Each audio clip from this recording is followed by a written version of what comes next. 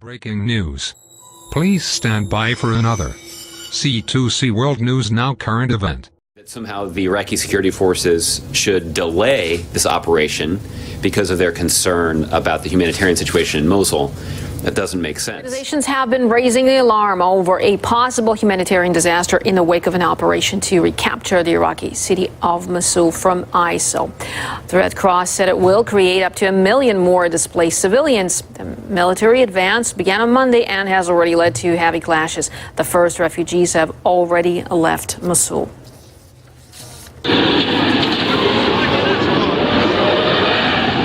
Well, they've began arriving on the outskirts of the government-held Iraqi city of Al-Qara on Tuesday. And UNICEF has also expressed concerns over the situation in Mosul, adding that the children of the city have already been through a lot recently. To discuss the situation, I'm now joined live with UNICEF's representative in Iraq, Peter Hawkins. Mr. Hawkins, thanks so much for joining us here on RT International. So what are the major humanitarian concerns over the Mosul operation?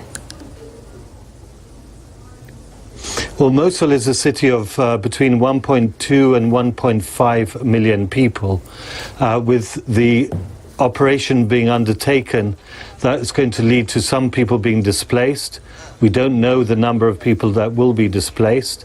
So UNICEF are preparing for water and for sanitation for up to 700,000 people in all.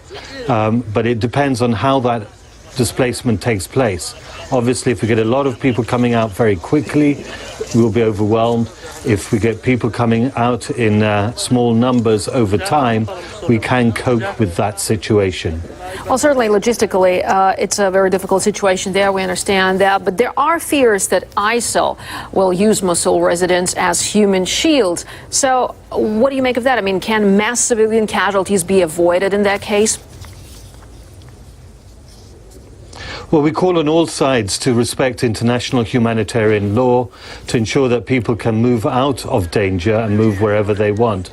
But what is of great concern to us is that children of all ages are stuck inside the city. When they can come out, we need to give them immediate service. When they are out, if children require psychosocial care, then UNICEF are ready with mobile teams to give them that. If they require immunization, we give them immunization. But as you said, the issue is around international humanitarian law. And we call on all sides to respect the value of children and the safety of and protection of all children that are stuck inside Mosul. Well, the Red Cross has expressed grave concern about the humanitarian catastrophe that could be sparked by the military operation in Mosul. Let's now hear what the White House had to say about that. The idea that somehow the Iraqi security forces should delay this operation because of their concern about the humanitarian situation in Mosul, that doesn't make sense.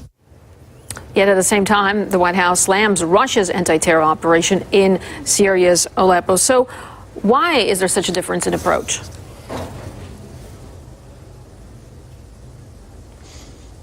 The approach, Mosul is very different from anywhere else. We're coping with, at the moment, 3.3 million people already displaced throughout Iraq. The additional up to 700,000 displaced, which we think is the upper number, will put extra strains on us. We need to ensure that children are protected wherever they are. We're putting the facilities in place so they can be. But what is also key is that after Mosul is retaken, that we are able to resume services so that children have access to healthcare, have access to education, which is key to the future of Mosul, so that this will not repeat itself again.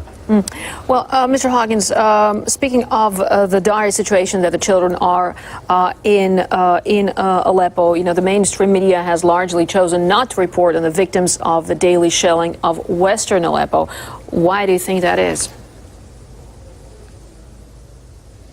I'm not aware of Aleppo. I'm based in Iraq, and we're concerned about the situation of children in Mosul. And we hope that those children who are able to flee Mosul. We know that the military is trying to ensure that those who are displaced return home as quickly as possible to resume their normal life. Well, let's keep our fingers crossed for that. Peter Hawkins, UNICEF representative in Iraq, thanks so much for talking to us here on RT International. Sky News has been on the front line with the military offensive advancing to recapture the Iraqi city of Mosul from Islamic State. It's an operation which could last weeks, but yesterday Kurdish Peshmerga forces managed to get within 15 miles of their main target, the town of Batella. Progress is being hampered by improvised explosive devices planted along one of the main routes into the city. Our chief correspondent, Stuart Ramsey, is with Division 1 of the Peshmerga forces as they work to clear those IEDs. The last time the Iraqi army came down this road, they were going much, much faster and the other way. Thousands escaped Islamic State on the Mosul to Erbil highway. 2 years on, they're back. But the advance is very slow indeed because of this. A blanket bomb planting operation by IS. Long sections of the road closed down by a web of booby traps and command wire IEDs. A day after the start of the Mosul offensive, they have finally cut through. It isn't exactly safe, but it is open. The Peshmerga still exchange sporadic fire with Islamic State. At this, the new front line. It may look pretty relaxed at times in the various villages taken by the Peshmerga, but in reality it isn't. Beyond this front, Islamic State fighters await the next phase. It's known IEDs and even fighters remain hidden. The Peshmerga commander who oversaw the relief of this sector took me to an Islamic State house. A network of tunnels rigged with explosives remain unclear. Inside, they showed us the start of a tunnel system stretching hundreds of meters, electricity and air pumping machines. The tunnel entrance covered by tarpaulin to block thermal imaging from the air. The Mosul task force can expect this all the way to their goal.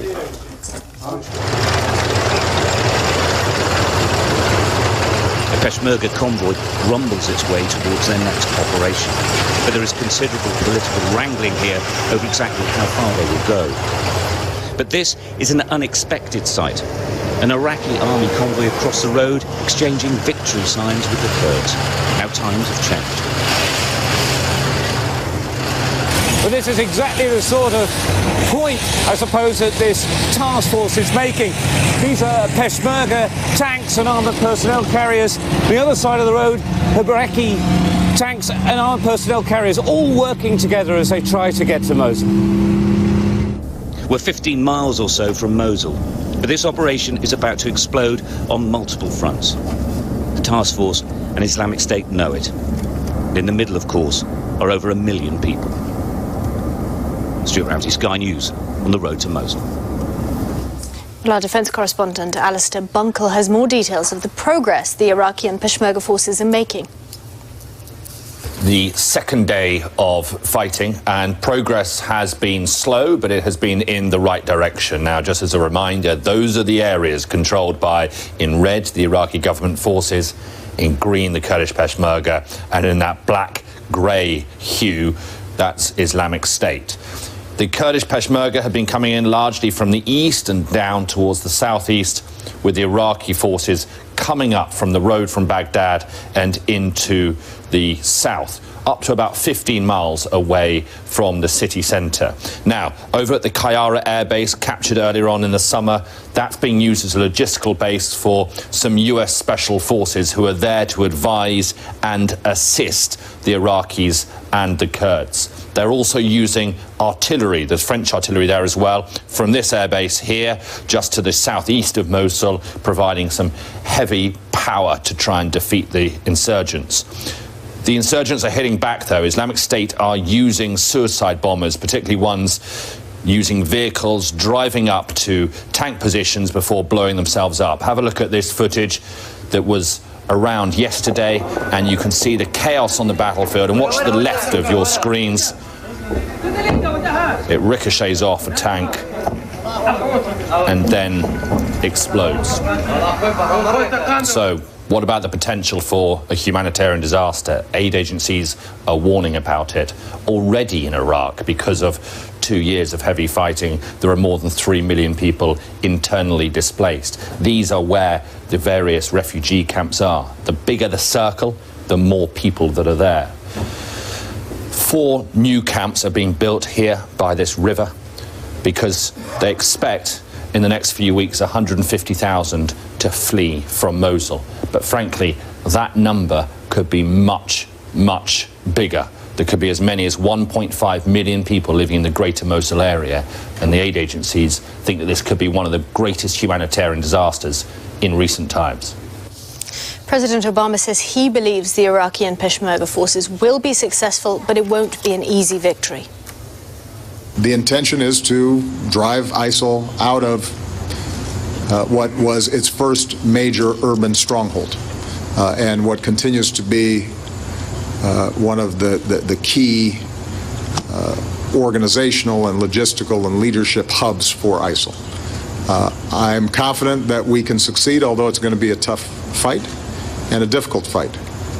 It is Iraqis who are doing the fighting, and they are performing effectively and bravely and taking on significant casualties. There will be ups and downs in this process, but my expectation is that ultimately it will be successful.